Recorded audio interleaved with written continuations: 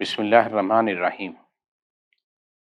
حضرت اسما بنت ابو بکر رضی اللہ عنہ بیان کرتی ہیں، انہوں نے کہا پھر میں ہجرت کے لیے نکلی تو وقت ولادت قریب تھا۔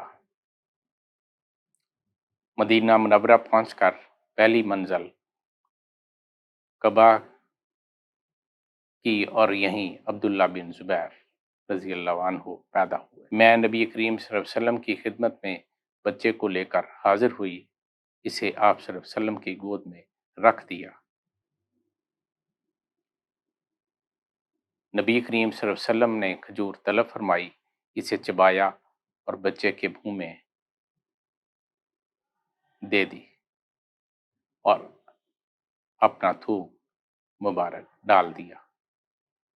چنانچہ پہلی وہ چیز جو اس بچے کے پیٹ میں گئی وہ نبی کریم صلی اللہ علیہ وسلم کا تھوک مبارک تھا۔ پھر آپ صلی اللہ علیہ وسلم نے کھجور سے تہنیک کی اور بچے کے لیے برکت کی دعا کی۔ بخاری 5459۔